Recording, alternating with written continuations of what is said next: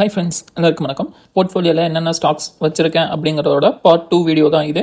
So இதில் சில stocks என்னென்ன அப்படிங்கிறத பார்ப்போம். First Finolex industries. இதோட மார்க்கெட் கேப் வந்து 14,400 கோடியாக இருக்குது. இவங்க வந்து pipes, fittings and agriculture and இன்ஃப்ராஸ்ட்ரக்சருக்கு தேவையான எல்லா ப்ராடக்ட்ஸுமே மேனுஃபேக்சர் பண்ணி கொடுத்துருக்காங்க. பிவிசி பைப்ஸ் அண்ட் ஃபிட்டிங்ஸில் பார்த்தீங்கன்னா இவங்க வந்து ஒன் ஆஃப் த லீடராக இருக்காங்க. ரூரல் அண்ட் அக்ரிகல்ச்சர் க்ரோத் வந்து இம்ப்ரூவ் ஆகும்போது இவங்களோட க்ரோத்தும் இம்ப்ரூவ் ஆகும் அப்படிங்கிறதுனால இந்த ஸ்டாக்கை சூஸ் பண்ணியிருக்கோம்.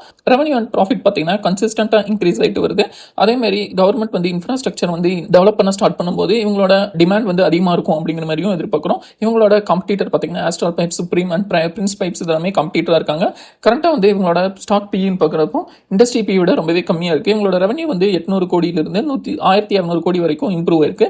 அதே மாதிரி நெட் ப்ராஃபிட்டும் பார்த்தீங்கன்னா 100 கோடியிலிருந்து 500 கோடி வரைக்கும் இவங்களோட நெட் ப்ராஃபிட் வந்து கொடுத்துட்டு இருக்காங்க. EBITDA மார்ஜின் பார்த்தீங்கன்னா 15 to 18% வந்து மெயின்டைன் பண்ணுறாங்க. இன்னுமே வந்து அக்ரிகல்ச்சர் எல்லாமே பூம் ஆகும்போது இவங்களோட டெவலப்மெண்ட்டும் அதிகமாக இருக்கும் அப்படிங்கிற மாதிரி எதிர்பார்த்து இந்த ஸ்டாக் சூஸ் பண்ணியிருக்கேன். நெக்ஸ்ட் ஸ்டாக் பார்த்தோம்னா தீபக் ஃபெர்டிலைசர் வந்து 14,600 கோடி கிட்ட அவங்களோட மார்க்கெட் கேப் இருக்கு. இவங்க வந்து போர்ட்ஃபோலியோ பார்த்தீங்கன்னா இவங்க டைவர்சிஃபைடாக வச்சிருக்காங்க. கெமிக்கல் ரிலேட்டடாகவும் சரி, ஃபெர்டிலைசர் ரிலேட்டடாகவும் சரி, இவங்க வந்து ப்ராடக்ட் எல்லாமே ப்ரொவைட் பண்ணிட்டு இருக்காங்க. இவங்க ஸ்பெஷாலிட்டி ஃபெர்டிலைசர்ஸும் ப்ரொவைட் பண்ணிட்டு இருக்காங்க. கவர்மெண்ட் வந்து அக்ரிகல்ச்சர் வந்து க்ரோத் பண்ண ஸ்டார்ட் பண்ணும்போது இன்னுமே ஃபெர்டிலைசர் ஸ்டாக்ஸ்க்கு டிமாண்ட் அதிகமாகும் அப்படிங்கிறதுனாலையும் தீபக் ஃபெர்டிலைசர் ஆட் பண்ணி வச்சிருக்காங்க. இவங்களோட ஃபினான்ஷியல்ஸ்னு பார்த்தீங்கன்னாலும் EBITDA மார்ஜின்ஸும் ஸ்ட்ராங்காக இருக்கு. ஸோ நெக்ஸ்ட் இவங்களோட பியர்ஸ்னு பார்க்குறப்போ சாம்பல் ஃபெர்டிலைசர், கோரமண்டல் இதெல்லாமே வந்து இவங்களோட கீ காம்படிட்டராக இருக்காங்க. அதே மாதிரி PE பார்த்தீங்கன்னா கரண்ட்டாக வந்து ஃபேர் வேல்யூட இருக்கிறத எதிர்பார்க்குறோம். 21 கிட்ட இருக்கு. அவங்க ஃபினான்ஷியல்ஸ் பார்க்குறப்போ அவங்க எவ்ரி குவார்டர் பார்த்தீங்கன்னா 2,300 கோடியிலிருந்து 2,700 கோடி வரைக்கும் அவங்களோட ரெவன்யூ ஜென்ரேட் பண்ணிட்டு இருக்காங்க. நெட் ப்ராஃபிட் 110 கோடியிலிருந்து 210 கோடி அப்படிங்கிற மாதிரி மெயின்டைன் ஆகிட்டு இருக்கு. மார்ஜின்ஸ் பார்க்குறப்போ 14% 16% வந்து மார்ஜின்ஸ் வந்து அவங்க மெயின்டைன் பண்ணிட்டு இருக்காங்க. நெக்ஸ்ட் வந்து இன்டராக்ட் பில்டிங் வந்து ஸ்மால் கேப் கம்பெனி, 2,800 கோடி மார்க்கெட் கேப் உள்ள company. Pre engineered buildings and construction ரிலேட்டடான கம்பெனி. ரியல் எஸ்டேட் அண்ட் இன்ஃப்ராஸ்ட்ரக்சரோட டெவலப்மெண்ட் அதிகமாக இருக்கும்போது இந்த கம்பெனியோட டிமாண்டும் அதிகமாக இருக்கும் அப்படிங்கிற மாதிரி எதிர்பார்க்குறோம். அதே மாதிரி இவங்க வந்து குவாலிட்டியான ப்ரீ இன்ஜினியரிங் ப்ராடக்ட்ஸ் எல்லாமே ப்ரொவைட் பண்ணிட்டு இருக்காங்க. அதே மாதிரி வேர் ஹவுசிங் அண்ட் லாஜிஸ்டிக்ஸ்லையும் பார்த்தீங்கன்னா ஒரு கிரிட்டிக்கலான ரோல் வந்து ப்ளே பண்ணிட்டு இருக்காங்க.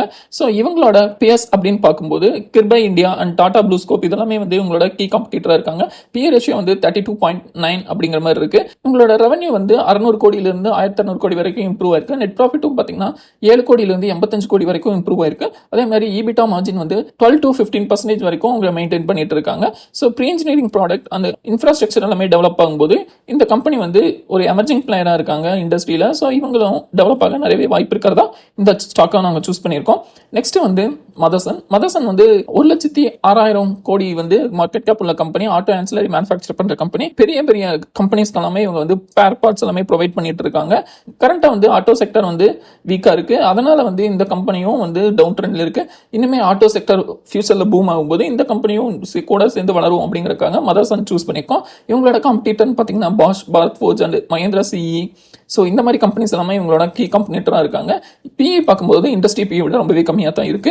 இவங்க வந்து குவார்டர்லியில் வந்து 27,800 கோடி வந்து ரெவன்யூ ஜென்ரேட் பண்ணிட்டு இருக்காங்க. ப்ராஃபிட்னு பார்க்குறப்போ 949 கோடியாக இருக்கு. EBITDA மார்ஜின் வந்து 12 to 14% வந்து மெயின்டைன் பண்ணிட்டு இருக்காங்க.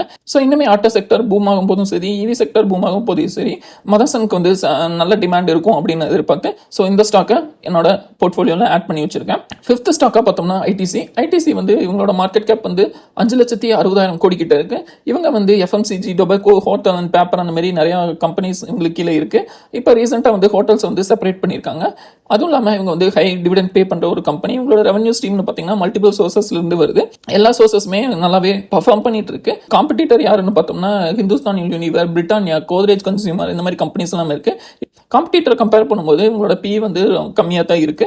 அதே மாதிரி ஃபினான்ஷியல்ஸ்னு பார்க்கும்போது ரெவன்யூ வந்து 18,000 கோடியிலிருந்து 20,000 கோடி வந்து குவார்டர்லி ப்ரொவைட் பண்ணுறாங்க. அதே மாதிரி ப்ராஃபிட்டும் 5,000 கோடியிலிருந்து 6,000 கோடி வரைக்கும் ப்ரொவைட் பண்ணிட்டு இருக்காங்க. மார்ஜின்ஸ்னு பார்க்கும்போது 33% 35% அவங்களோட EBITDA மார்ஜின் இருக்கு. இவங்க வந்து ரெவன்யூ வந்து டைவர்சிஃபிகேஷன் இருக்கிறதுனால இன்னுமே ஃபியூச்சரில் நல்லாவே டெவலப் ஆகும் அப்படிங்கிறதுக்காக நான் ITCயை சூஸ் பண்ணியிருக்கேன். ரீசெண்டாக வந்து ஸ்டாக் மேனேஜ்மெண்ட் சர்வீஸ் அப்படிங்கிறத ஸ்டார்ட் பண்ணியிருக்கோம். அது ரொம்பவே நல்ல ரெஸ்பான்ஸ் வந்திருக்கு. நீங்கள் வந்து என்னென்ன ஸ்டாக்ஸ் வச்சிருக்கீங்க அப்படின்னு சொன்னால் நாங்கள் அந்த ஸ்டாக்ஸ் எல்லாமே ஃபாலோ பண்ணி அதில் பிஸ்னஸ் அப்டேட்ஸ் என்ன, பாசிட்டிவ் அண்ட் நெகட்டிவ் நியூஸஸ் என்ன எல்லாமே கேதர் பண்ணிட்டு உங்களுக்கு டெய்லி அப்டேட்டாக கொடுப்போம். ஸோ டெய்லி வந்து உங்கள் ஸ்டாக்ஸ் எப்படி பர்ஃபார்ம் பண்ணியிருக்கு, அதுக்கப்புறம் மார்க்கெட்டில் இன்னைக்கு என்னென்ன பெஸ்ட் ஈவெண்ட்ஸ் எல்லாமே நடந்திருக்கு, ப்ரோக்ரேஜோட ரேட்டிங்ஸ் எல்லாம் என்ன, அது எல்லாமே நாங்கள் ஃபாலோ பண்ணி உங்களுக்கு டெய்லி ரிப்போர்ட்டை கொடுப்போம். அது மூலமா நீங்கள் பை ஆர் செல் கன்சிடரேஷன் பண்ணலாம். அதுவும் இல்லாமல் நீங்கள் புதுசாக ஸ்டாக் வாங்கினீங்கனாலும் அதுக்கான ஃபுல் ரிப்போர்ட்டும் நாங்கள் கொடுப்போம். அந்த ரிப்போர்ட்டும் உங்களுக்கு பெனிஃபிட்டாக தான் இருக்கும் டெசிஷன் எடுக்கிறதுக்கு.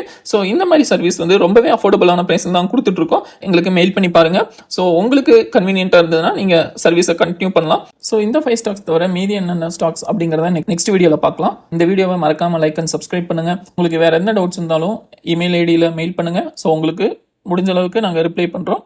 மீண்டும் அடுத்த வீடியோ சந்திக்கலாம். நன்றி, வணக்கம்.